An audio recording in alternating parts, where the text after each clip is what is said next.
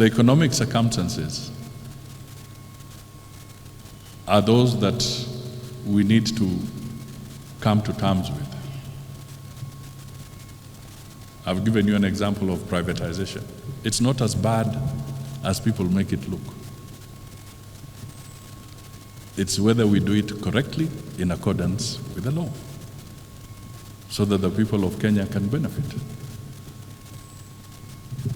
Let's look at somebody saying KICC is a national heritage. Absolutely, it is true. It is a national heritage. But in the last few weeks, in the build-up to the COP25 summit, the government of Kenya has had to spend money to rehabilitate it. Not little money, a lot of money. And they did only part of it. Now, to give you an example, KICC is a state corporation. Suppose through the teachers' circle,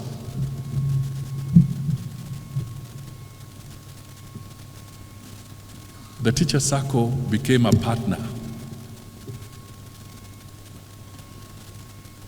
under a model that can be discussed and looked at, became a partner in the KICC.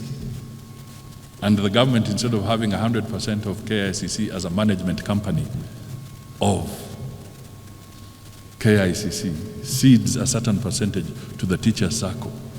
And jointly with the teachers' circle, you get somebody who can manage it commercially and make it have a proper turnover. Tell me, will that have stopped KICC from being a national heritage? Will it have stopped it? It will remain a national heritage in Kenya, exactly where it is.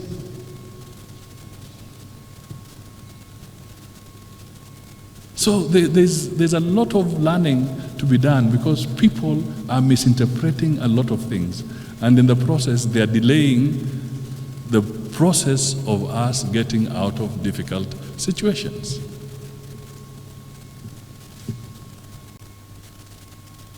When you look at the consolidated fund, government budget, consolidated fund, one of the first charges, apart from the salaries and so forth, one of the first charges on the consolidated fund is to make sure that you're paying your sovereign and public debt. It's a constitutional requirement. We cannot run away from it. Whether you are standing on this side of this auditorium or you're on that side of this auditorium, the reality is that the Constitution is very clear that the first charge on the consolidated fund is partly to settle public debt. So we are in that challenge, you and I. You may not have signed up to it. Neither did I sign up to it. But it is now our commitment. We have to resolve it. So it will take us a bit of time, because defaulting is not an option. It will take us a bit of time, and that is why in my remarks I said we are likely to see a difficult 2 to 3 years as a nation before we start seeing reprieve.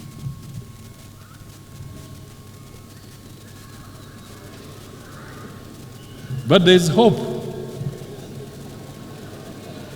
There's hope at the end of the tunnel. Now, I want to bring out this because when you are in a difficult situation, you are sometimes forced to make extremely painful and difficult decisions.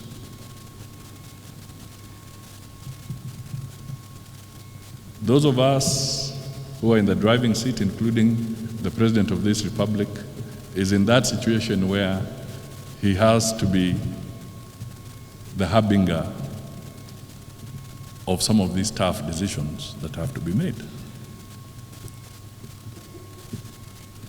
We want to enlist you to help in the communication of this. Let me give you an example. Recently, the government said that it is the intention of government to start looking at how to accelerate something like privatization. And then there's a hula baloo across the country. Oh, the government of Kenya wants to dispose of their assets. What we should be saying is, please manage the privatization properly, transparently, openly, and in accordance with the law. That is what we should be talking about, not about the intention.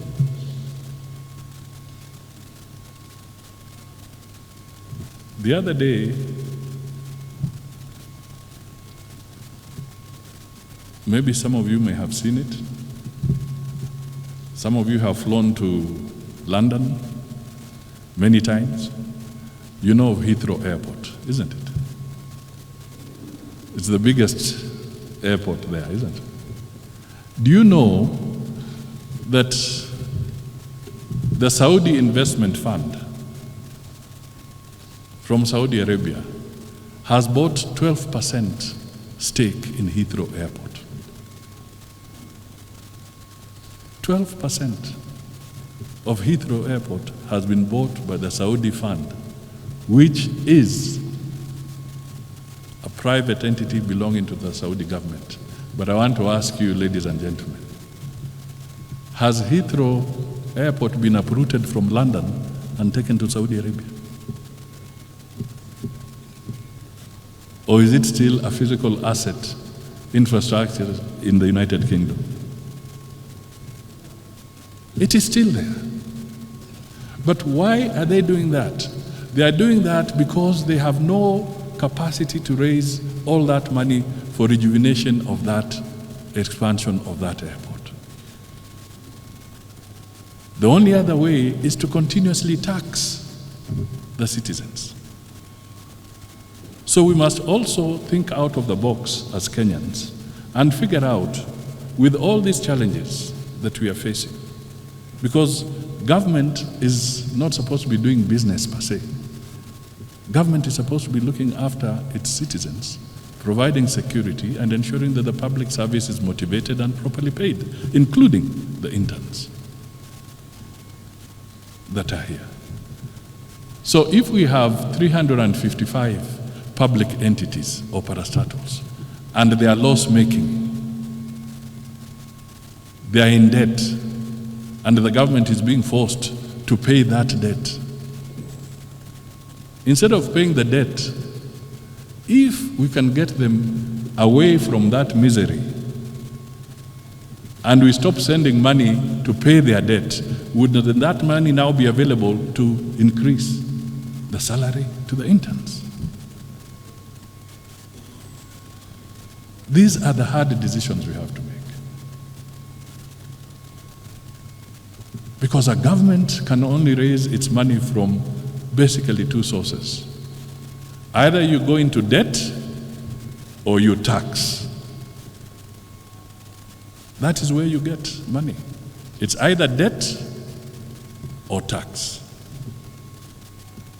Recently, we have seen taxing and levies has reached its limit. It's very painful. So as a government, as a nation, we must now think away from continuously taxing the people of Kenya to start looking at what are the other areas that we can make a saving, what are the other areas we can raise resources, inject money into the system so that we can release resources to increase and to ease the burden that the teachers of this country are facing.